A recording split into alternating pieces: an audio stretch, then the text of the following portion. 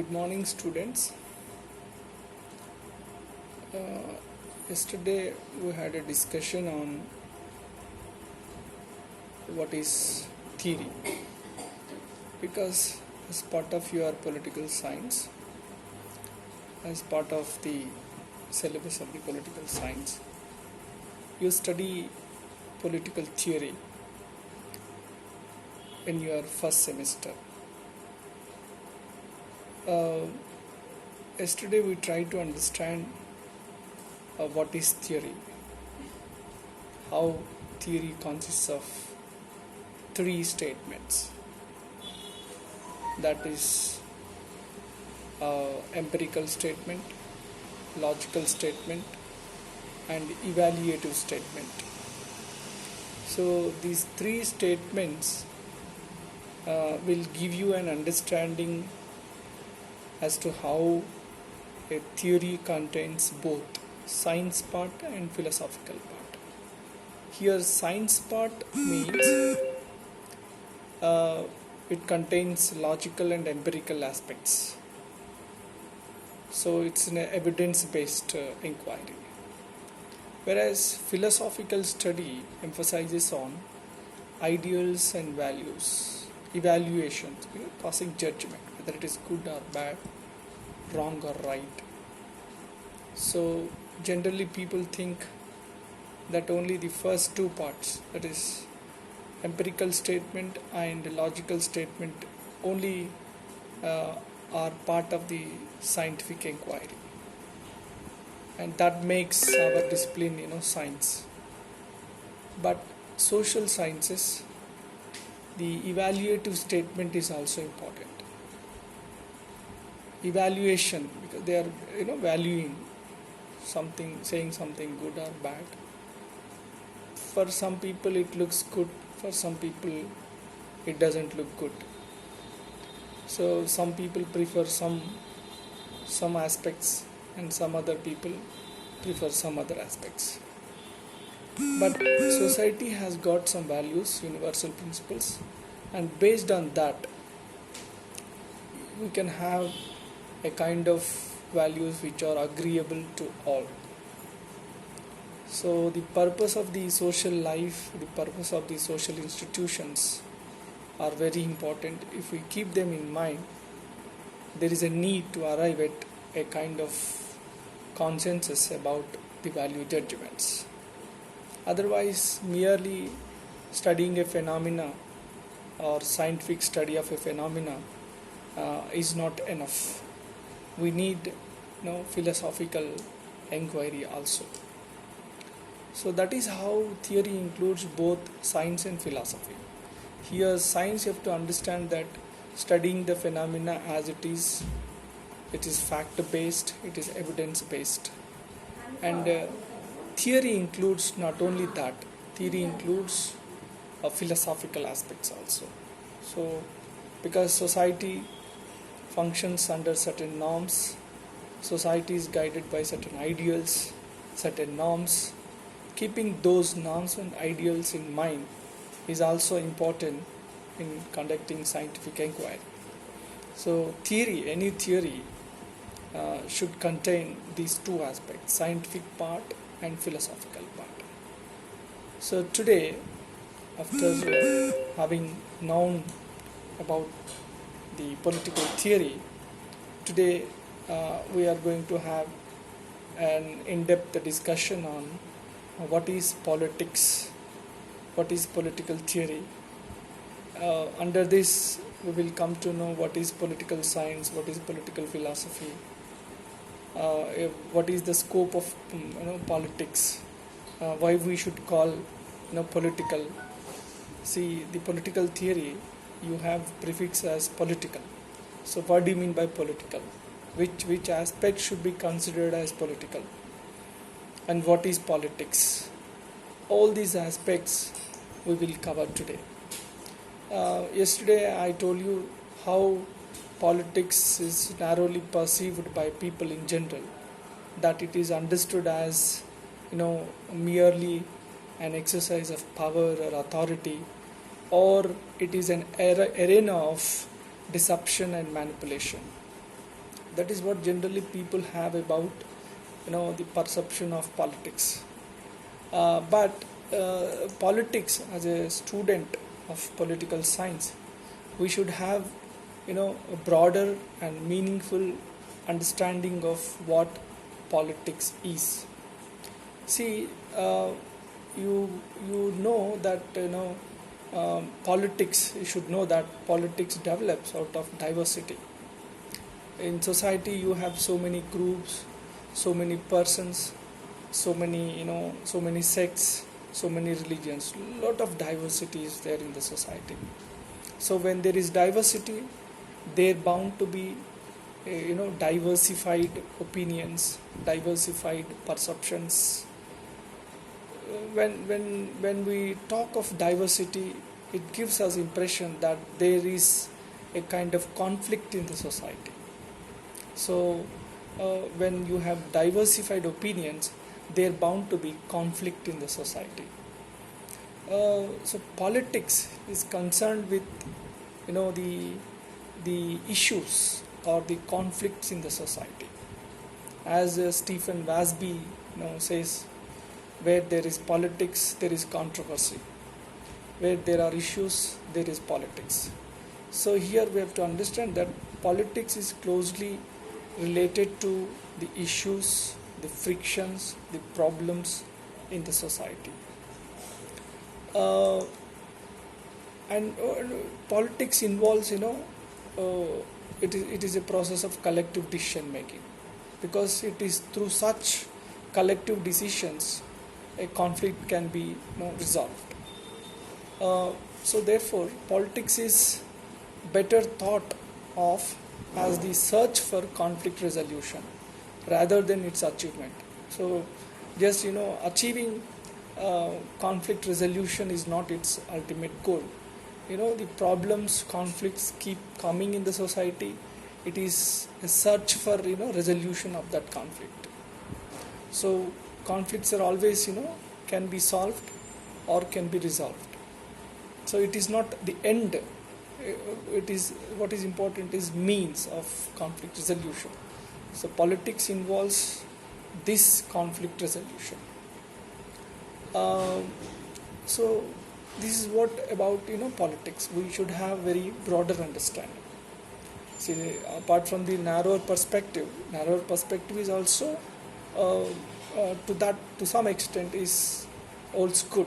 But as a student of political science, as a student of politics, we should know that politics is a kind of process of conflict resolution. So conflicts are very natural in the society where you have so much of diversity. And also this conflict is sought to be resolved through collective decision making. So we should understand that politics means collective decision making to resolve a conflict, resolve a friction in the society. So that is how we should look at politics as a kind of process of resolving the conflict. Now, which conflict we should treat as a subject that comes under political science or politics? Not every conflict is treated as part of the politics. Only the conflicts that are related to public life and public activities, as against private and personal activities, come under the subject of politics. And also politics is related to formal institutions of government and the state and the activities which take place therein. So what the activities that take place in institutions of government and the state come under politics. And also another important aspect that comes under politics is a distribution of power, a distribution of wealth and resources. These distribution of power, wealth, resources take place within all institutions at every level of the social existence. So when there is interests of the communities involved, when there is public life is involved, when the activities that take place in government and state, these are the aspects that come under the scope of politics. Here, the political part, we should understand it as the conflict or the friction that are related to public life. Not all private or personal conflicts don't come under politics. So this is how we should understand the political part of the politics. And then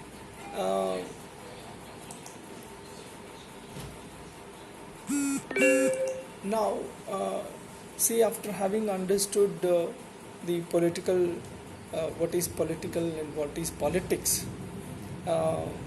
we have to know as a discipline, political science as a discipline, developed during 4th or 5th century BC in Greek city, and it was Aristotle who is the father of the political science, and he said the political science is the master science. It is master science not because it covers every aspect or every other issue, every issue in the society, but it provides order to the rival claims of different groups on the scarce resources of any given community. Why he said master science, political science as master science, is because in society there are different groups, there are rival claims, and the political science is a kind of phenomena that provides order, and therefore he says political science is a master science because it provides order to the society. And Aristotle emphasizes on the need for right kind of institutions based on the principles of mean, avoiding extremes and staying at the middle. This is very important statement made by Aristotle, because as I said, in the society there are different groups, different perceptions, there is a lot of diversity, there are many opinions, there are many perceptions. So we cannot have any one perception or any one preference as final. So here Aristotle wants to avoid extremes. He was for the principle of mean, avoiding extremes and staying at the middle, so that it could bring in order. It will bring in some order from different opinions or order to the conflict or different perceptions of different groups of people, and therefore he emphasized on middle path. So because of this deep insight into the necessity for middle path, and also the way he described political science as the master science, that is why Aristotle is considered as the father of political science. Now let us understand. Now so far we have understood what is politics and its scope, and let us once again see what is political. The collective power to take decisions for the good of the community, the power of some groups to control or subordinate others. There are different perceptions of political. Now, and another important understanding of the political, the power embodied in separate institutional apparatus of the state. Political sphere may also include the art of imagining new values and devising new world. So this is all about political. Here we should understand that political here is mean by collective power to take collective decision for the good of the community. And also political is sometimes narrowly understood as power of some groups to control or subordinate others, and also it is understood as power embodied in separate institutional apparatus of the state. And also, political sphere may also include the art of imagining new values and devising new world. So here the philosophy, political philosophy, would provide direction to the society. So that is how we should understand, the the suffix prefix part of, political theory, that is political. Now, uh, now let us see what is political theory. We have understood what is theory, what is political, and what is politics. Now let us understand in totality what is political theory. See, political theory, the should be understood as, as defined by Andrew Hacker. Andrew Hacker, ANDREWHACKER. Andrew Hacker. Andrew Hacker defines political theory as a combination of a disinterested search for the principles of good state and good society on the one hand. So this is very important. A disinterested search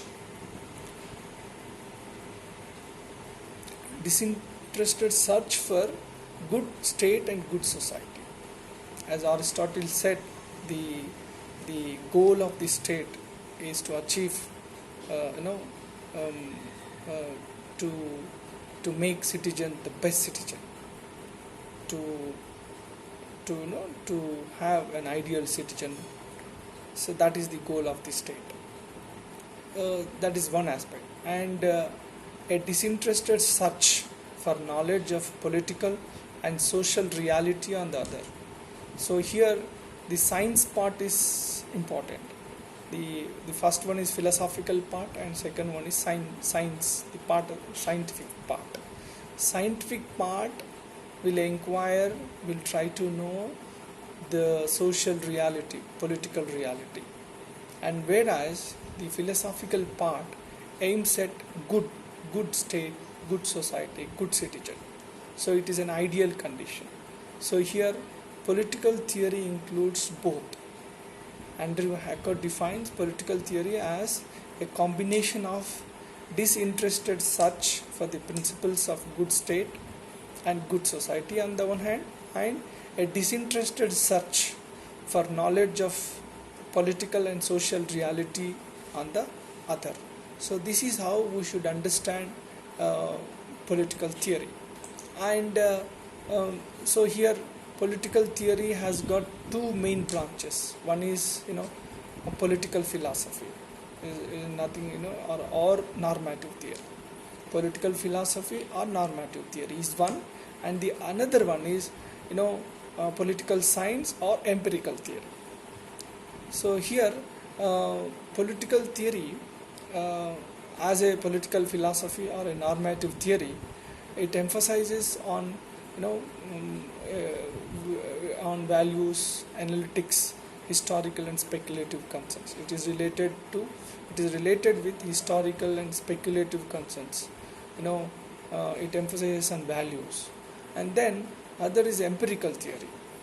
With its effort to explain, it tries to explain what actually is the political reality, and also given some patterns, it will predict, it will guide research and organize knowledge through the formulation of abstract models and scientific testable propositions.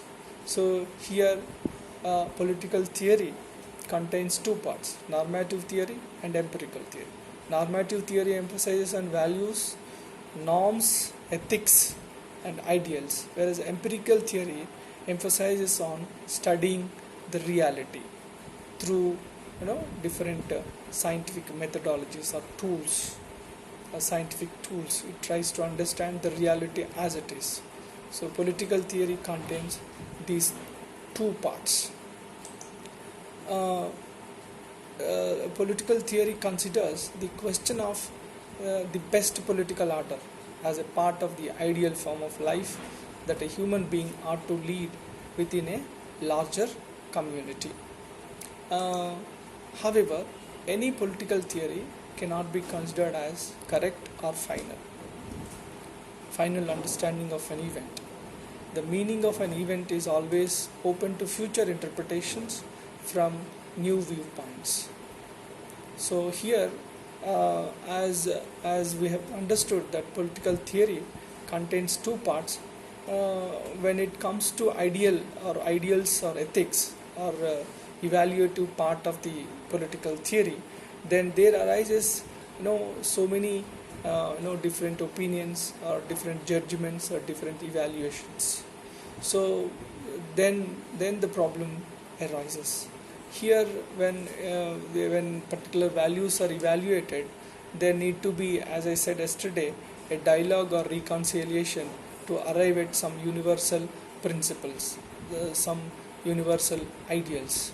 And therefore, in the society, given the huge diversity in the society, you cannot have opinion as final, any opinion or any judgment as final, because the world is moving, world is changing, new interpretations come, new understandings will come, and those new understandings and new concepts have to be reconciled and have to be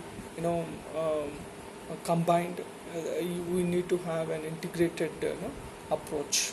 And then political science. Now, after knowing the meaning of political theory, politics and theory, now why now we are studying political theory in your first year instead of political science? That's a big question. See, political science as an academic discipline, which has been there for a long time, covers every aspect of politics. It covers political theory, it covers political concepts, it covers political institutions, it covers international relations, it covers comparative politics. You will study all these aspects in the days to come. In second year, you will study political institutions, and in final year you will study political thought, international relations, comparative politics. All these come under political science. As a discipline, it covers all these aspects. But as a scientific study in contrast to political philosophy, it emphasizes on logical and empirical aspects only. But political philosophy emphasizes on ideals, norms, ethics. It emphasizes. Political philosophy covers all these aspects. And there could be no political science without political theory. See, political theory is speculative. It covers both scientific part and philosophical part, and therefore for the development of the political science you need political theory, ever changing political theory. And ultimately, what we should understand, it is to be noted that political science as a discipline includes political theory as one of its subfields, but as a method of study, as distinct from philosophy, it is part of political theory. Political theory, when opposed to political philosophy, is political science. So we should have a clear understanding what is political theory, what is political philosophy, what is political science, and political science as a discipline. As a discipline, it covers all aspects. So political science as a method, it emphasizes on empiricism, it emphasizes on logical statements. But as a philosophy, it emphasizes on values, it emphasizes on ethics, ideals. So this is how we should understand. Now, in the yesterday and today, we learned what is theory, how it contains three parts, like empirical statement, logical statement, and evaluative statement. Yesterday we also learned about what is fact, what is value, the difference. You should understand what is fact and value. Fact can be established clearly, but value cannot be established clearly. But there is a way to arrive at a consensus opinion about certain values based on the needs and necessities of the society. So the values can also be scientific to certain extent with the agreement of all. And yesterday we learned that. And also we learned what is theory, how it contains three statements: value and fact. And today we learned what is politics, how we should understand politics, and what is political, which conflict should be treated as political, only the conflict that is related to public as against private, and conflict or the issues that are related or that come under political institutions like state and government, and also the distribution of power and scarce resources and the conflict that arises out of that necessity. All these aspects come under political theory. And also finally, how political science is should be understood, how political science can be understood different from politics and political, and ultimately what is political science, what is political theory, and what is political philosophy. So these are very, very important concepts any social science student should know. As a student of social sciences, he has got a huge field. The entire society is the field for a social science student, and he should be a keen observer. He should have logical mind, and also he should have certain value orientation, which values help all the people, whether the values are based on limited experience or based on personal prejudices, or the values are based on the larger experience or the universal experience. That is important. We should make clear-cut distinction. If a person makes a statement, whether the statement is based on his individual prejudice or whether that statement is based on the larger needs and necessities of the society. So a student, as a student of social sciences, it requires a lot of unlearning in the sense, as a part of the society, as a part of your family, as a part of your community, you have so many prejudices, you have so many limited experiences, so many prejudicial experiences. So as you grow up, when you observe the society, when you keep in mind the larger needs and larger necessities of the society and the larger benefit of the society, you have to unlearn so many things you have learned as part and parcel of the society, as part and parcel of the community living. See, there is, for example, gender discrimination. As a young boy, you are taught, you are learned, and you are brought up with so many prejudices against women. As you keep on observing, as you are sensitive to the problems of the gender, female gender, you are able to understand the process of understand your own understanding, and you should come out of that personal prejudices. Only then you are able to understand the phenomena scientifically and objectively. So here, understanding a phenomena scientifically and objectively means not that it should be understood in a scientific manner. It means that your personal prejudices, your narrowed prejudices, your narrowed perceptions should be known to you, known to yourself. Then you should make very larger statements, or you should try to understand the society in a wider, in a broader, in a non-prejudicial perspective.